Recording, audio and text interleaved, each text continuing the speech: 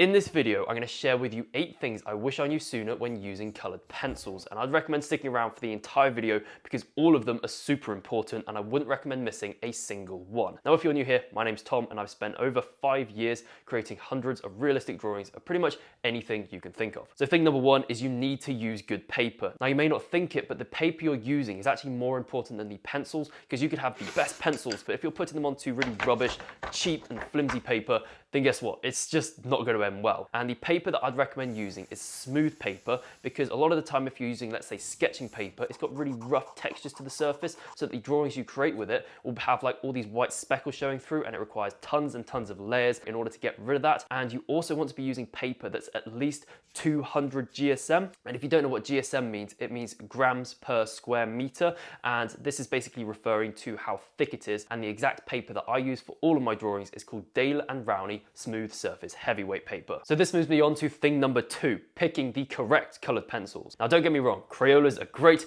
if you're just starting out, but if you really want to take your realistic drawings to the next level, I'd recommend investing in some more professional grade materials. And there are actually 2 types of colored pencils you can buy. I know, very confusing. The first one is wax-based pencils and the second one is oil-based pencils. Now the wax-based pencils tend to have a softer lead, which means they do blend together slightly better than the oil-based pencils, and from what I've found, they have slightly vibranter, is that even a word? Slightly more vibrant colors than the oil-based pencils. However, the oil-based pencils tend to have a harder lead, which makes them much better suited to doing the more detailed, realistic drawings. And what I'm starting to experiment with at the moment is using both of these pencils together in order to get these benefits from both of them to create this awesome combo. Now, the oil-based pencils I'd recommend using are the Faber-Castell Polychromos, and the wax-based pencils I'd recommend using are either the Prismacolors or the Caran d'Ache Luminance pencil. Now, the Prismacolors are a bit of an iffy choice because yes, they blend together really well, they have really vibrant colors, but the build quality of them just isn't the best, and I do want you to be aware of that. But the second one, the Luminance pencils, they are probably the best pencils I've used in my entire life. Yes, they are expensive,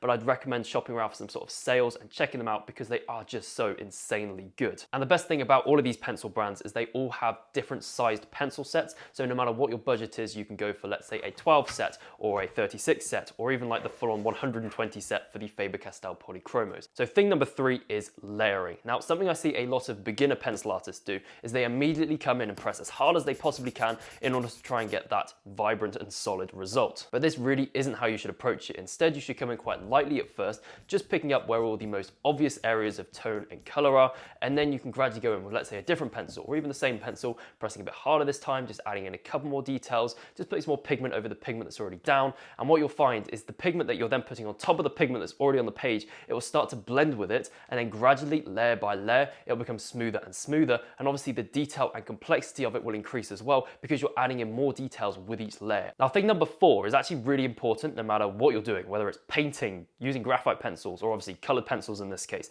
and it's getting an accurate sketch. Now, you can do this by using something called the grid method, which is where you put a grid onto your reference photo and then the exact same grid onto your piece of paper. And what it's doing is it's breaking up this really complex subject into squares that you can one at a time work your way through, so you're no longer having to draw this really complex subject, you're just having to draw what's in each of the boxes. Now, you can do this in many different ways, by printing out the photograph and drawing a grid onto it, or using an app on your phone in order to put a digital grid onto your image. Now, just before we get on to thing number 5, if you'd like to learn how to draw like me, I have a completely free drawing course that covers all the basics I'd recommend knowing, as well as real-time drawing tutorials where you can follow along with me and create some pretty awesome drawings. Now, this is linked down below, and with that said, let's dive straight back into the video. Now, thing number 5 is to be very careful when using grey pencils, as something I see a lot of beginner artists do is they'll only use grey pencils when drawing grey areas, which is a big no-no. You want to also be using some lighter colours in your highlights and some darker colours in your shadows. And what this does is it helps to bring the colour saturation of that grey area up, so it doesn't look really dull in comparison to the really bright areas on the rest of the piece, really helping to tie the entire artwork together. Right, so we only have 3 things left, and in my opinion, these 3 are the most important things I wish I knew sooner when using coloured pencils. So thing number 6 is to always keep a sharp pencil. Now, I know it may seem obvious, but how many times have you allowed yourself to draw with a dull, blunt pencil. And the problem here is that a dull blunt pencil seems to deposit pigment wherever it wants. However, a sharp pencil is nice and precise, so you can be really accurate with where you're putting pigment down. And in terms of pencil sharpeners, I'd recommend getting one with the crank at the back, as these seem to be best at keeping pencils sharp. So thing number 7 is to ensure that your pencil strokes are following the curvature of the subject's form. Now I know this may sound very confusing, but if I just use a very simple cylinder here to demonstrate, you can see as I'm shading it in, my pencil strokes are wrapping round the cylinder to give it that 3D look, and it's this exact same principle that you can then go and apply to your actual drawings in order to make your drawings look 3D as well. So this brings me on to the final and probably most important thing that I wish I knew sooner when using colored pencils,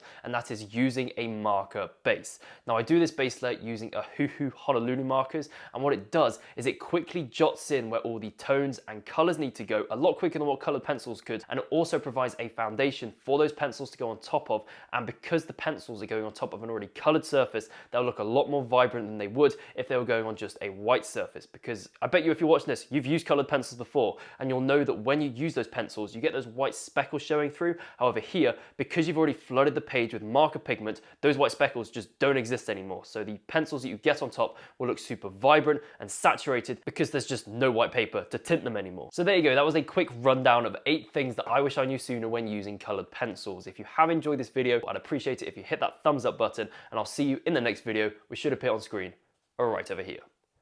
So yeah, I'll see you over there.